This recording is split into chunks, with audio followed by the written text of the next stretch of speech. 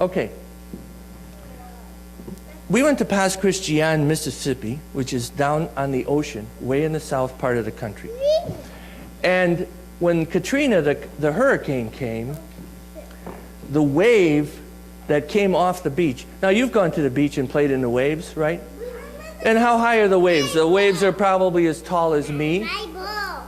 Yes? Okay, good. Yanni, come over here and sit by me.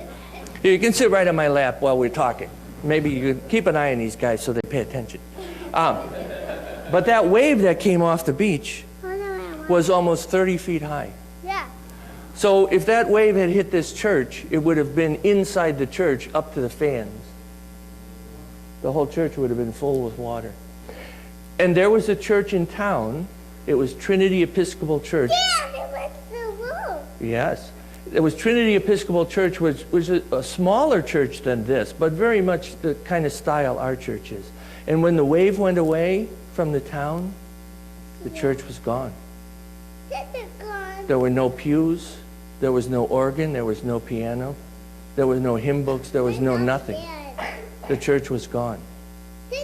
That's the kind of thing that people had to deal with down there. The stuff just disappeared. And that 30-foot wave, if that 30-foot wave had, let's say we were right on the beach here, okay? Let's say that right over there in the yard was the beach. Now the wave comes, and do you know where the wave would still be 30 feet high? Do you go to the library in Holden? The wave would still be 30 feet high at the library. You know how far the library is from here? It's a long ways, huh? That's how much water came ashore. And when the water went away, most of the houses and the churches and other buildings went with it. It was an amazing thing to see. But the other amazing thing to see was that there were a lot of kids there, some of them not much older than you, that had come there to help. And when we went through, there was a place called God's Kitchen. When we went through the line, there were a whole bunch of kids that were serving the food. They were a little older than you. Is that sharp? Oh yeah, I better keep that. Some of them were not much older than you, and they were serving the food, and they were getting up at real early in the morning to cook food, and there were about 200 people at every meal. Every meal you had to feed 200 people. Man, you need one big refrigerator, don't you? And a big stove. 3 meals a day, 200 or more people. Yeah, but I said 100 people. If you have 100 people, and the restaurant said you have to serve everybody. You have to serve everybody, that's right.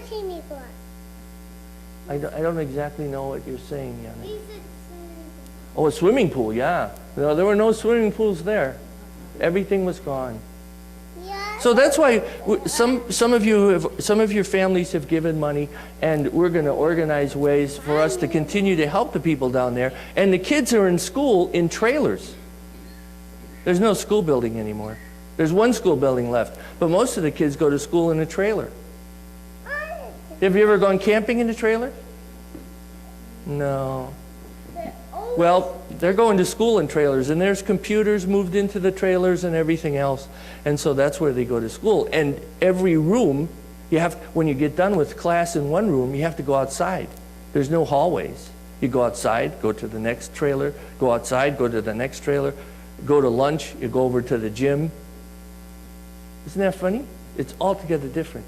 You guys, when you get to your school, I know you don't always think about it, but think about how convenient everything is and what a beautiful school is. Okay, Thomas. Oh, okay. Good. That's why he was telling so he watched it. Thomas? Yeah. Thomas the train? Oh, good. That's a very good story. Okay. Oh, there was a train going by. I'm glad Stephanie reminded me. There was a train going by our tent. Yeah, Thomas said that. It was Thomas's train. Thomas would go by our tent. And you know what Thomas would do every time he got close to our tent? Yeah. What would he do? What does Thomas do? He crashed. Sometimes he crashes into break time. No, he didn't crash into us at all. No. Does Thomas' train have a whistle? Yeah. toot, toot. That's what this train did. It would be going by our tent and it would go, toot, toot. Toot, toot. Yeah. And Mr. Zywar, who was closest to the train, he's the man running the camera back there. He would fall. It was such a nice and gentle toot, toot. Toot, toot. John would fall right out of bed.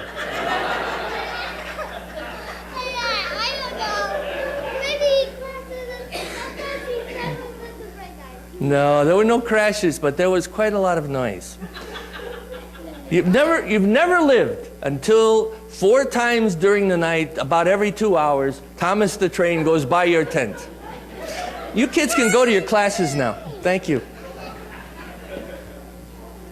I like your shoes too, they're lighting up.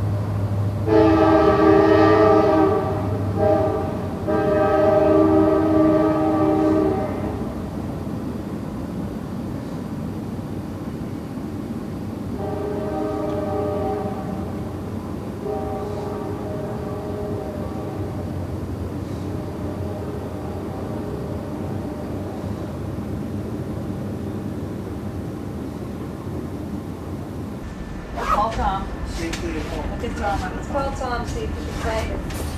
See, here they are, right where I put them. But that's a compartment I always forget's there. It's so hard to be you, isn't it? It's a full-time job. Now that's a quote I think is worth writing down.